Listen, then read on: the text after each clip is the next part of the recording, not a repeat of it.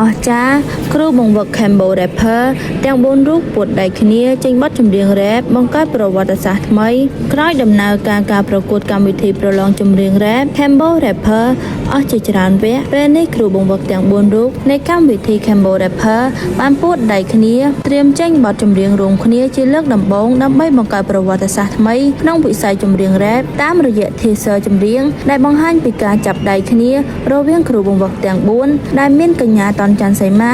លោក Tempo 3 ប្រុសឡានិងលោកសង្ហាដែលបានបង្ហោះនៅលើ page ផ្លូវការរបស់ Cambo Rapper កាលពីម្សិលមិញនេះបានធ្វើឲ្យទស្សនិកជនជាច្រើនចាប់អារម្មណ៍ទាំងបទចម្រៀងនិង style នៃការតុបតែងខ្លួនរបស់គ្រូបង្វឹកទាំង4រូបជាពិសេសវីដេអូចម្រៀងនេះមើលទៅពិតជាប្លែកភ្នែកនិងទាក់អារម្មណ៍ទស្សនិកជនខ្លាំងដោយម្នាក់ៗទន្ទឹងរង់ចាំមើលគ្រប់គ្នាកុំភ្លេចរង់ចាំតាមដានទស្សនា Full MV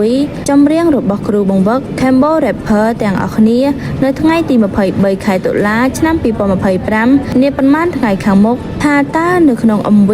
ចម្រៀងនេះមានលក្ខណៈពិសេសនិងអស្ចារ្យដល់កម្រិតណាគួររំលឹកផងដែរថាផលិតកម្ម Galaxy Navatra បានបោះជំហានថ្មីមួយទៀតដោយបានផលិតកម្មវិធីចម្រៀងថ្មីមួយដោយខ្លួនឯងដែលមានឈ្មោះថា Cambo Rapper និងចូលរួមសហការឧបត្ថម្ភដោយក្រុមហ៊ុនខ្មែរ Beverages បេក្ខជនដែលជាម្ចាស់ជលីភីនិងក្លាយទៅជាតារាចម្រៀងកុងត្រានៅក្នុងផលិតកម្ម Galaxy Navatra ផងដែរចំណែកឯប្រាក់រង្វាន់គឺមានរហូតទៅដល់100 លានរៀលឯណោះ